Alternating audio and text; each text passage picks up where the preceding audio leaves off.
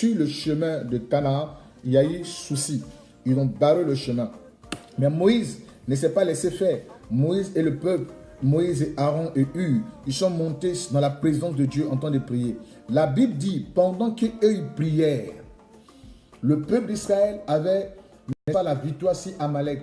Et pendant que les mains de Moïse s'affaiblissaient, c'est Amalek qui avait la victoire sur, n'est-ce pas, Moïse.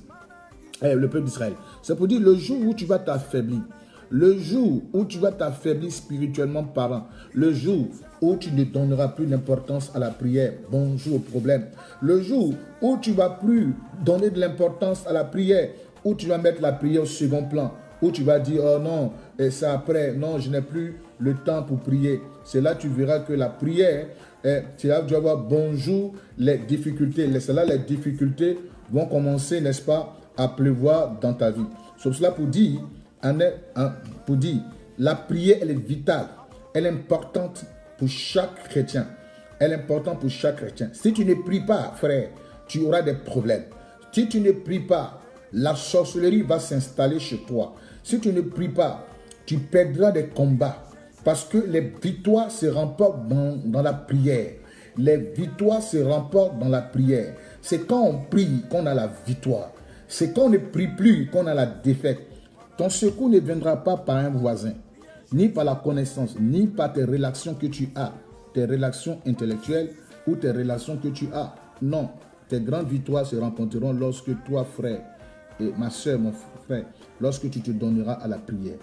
Donne-toi à la prière. Donne-toi à la prière. C'est le jour où tu vas commencer à prier que tu recevras la grâce de Dieu chez toi. C'est le jour où tu vas commencer à prier que la main de Dieu va commencer à te visiter. Si tu veux voir la visitation du Saint-Esprit dans ta famille et dans ta maison, si tu veux voir la main de Dieu te protéger, il faut que tu pries. Vous savez, les grandes victoires se rapportent les nuits. Les grandes victoires se rapportent les nuits. Quand vous voyez une rébellion, les grandes rébellions, les gens attaquent dans la nuit. C'est dans la nuit que les gens attaquent. Les gens n'attaquent pas dans la journée. Remarquez très bien. Je suis en train d'ouvrir les yeux sur quelque chose.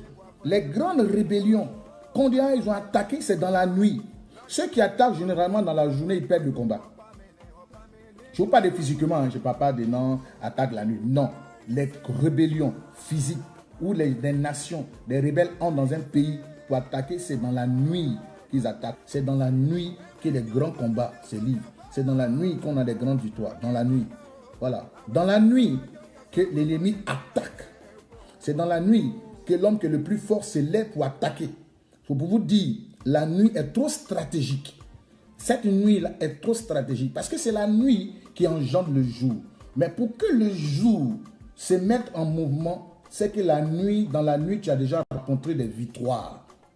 C'est que tu as déjà remporté des victoires dans la nuit. Les victoires que tu auras remportées dans la nuit, n'est-ce pas? Tu rentreras en possession de ça dans la journée. C'est pour cela que des prières, des grandes prières de combat, généralement se font dans la nuit. Se font dans la nuit. Jésus est un homme qui priait la nuit.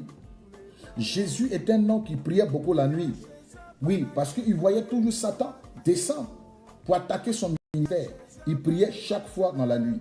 Écoutez très bien, comme je disais, quand vous allez voir une rébellion dans tel pays, tel pays, vous avez vu, cette nuit-là, ils ont attaqué, la rébellion a attaqué. Cette nuit-là, ils ont attaqué. Parce que dans la nuit est trop stratégique. C'est pour cela que pour ceux qui veulent des attaques terribles, vous voyez que l'ennemi se ligue contre vous. Vous savez qu'autour de vous, chaque fois, c'est des attaques. Le diable se ligue contre vous. Le diable veut vous nuire. Il veut bloquer vos mariages. Il veut bloquer ton projet de mariage. Il veut bloquer ton projet, n'est-ce pas, de bénédiction. Et chaque fois, tu es toujours bloqué.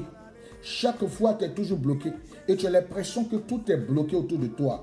Bien qu'on a prophétisé sur toi, bien qu'on a dit des choses sur toi, frère, lève-toi. La Bible dit que lève-toi car ta lumière arrive. Lève-toi.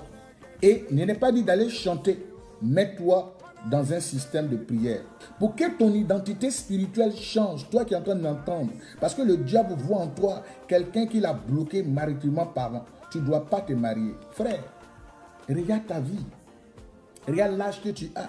Goumen peut te tuer. La goumentologie. Tu es là, il n'y a pas quelqu'un pour parler avec toi, pour dire je t'aime chérie, je t'aime.